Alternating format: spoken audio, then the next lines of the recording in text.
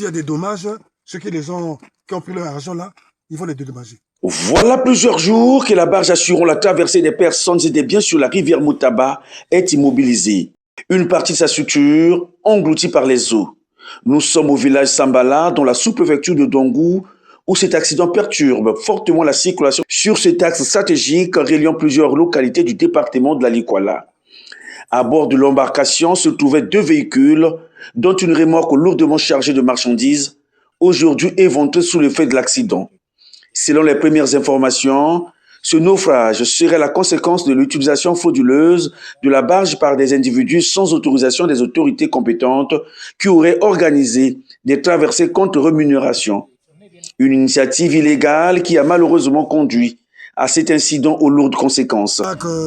Est enlisé parce qu'il y a des citoyens véreux qui ont utilisé ce bac-là pendant que le préfet avait dit stop à l'utilisation de ce bac-là. Pourtant, dès le samedi 4 juillet dernier, le préfet du département de la Likwala, Jean-Pascal Koumba, avait annoncé le retrait du micropousseur afin de procéder à des travaux de maintenance compte tenu de son état technique.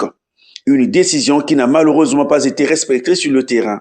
Les constats effectués lors de cette visite révèlent toutefois que le micropousseur, après des interventions techniques, est désormais en état de fonctionner et pourrait encore rendre service aux usagers. Mais avant toute reprise des activités, il est indispensable de procéder au renflouement de la barge et à l'évacuation des véhicules immergés.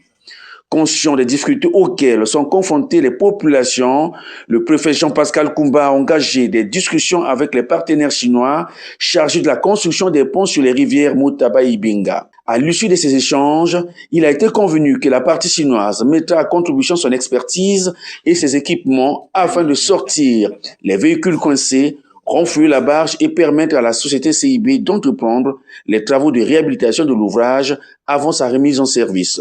D'accord, ok. C'est bon. La société OTP va nous aider à faire la voie d'accès pour arriver juste à proximité du bac enlisé dans l'eau et le sortir d'abord de l'eau, sortir les véhicules et par la suite la société CD Olam utilisera la motopompe pour vidanger l'eau qui est entrée à travers le bac et s'en suivra les travaux de réparation du bac. Et j'espère qu'assez rapidement, ça sera fait. Les opérations de renflouement sont annoncées pour ce mercredi.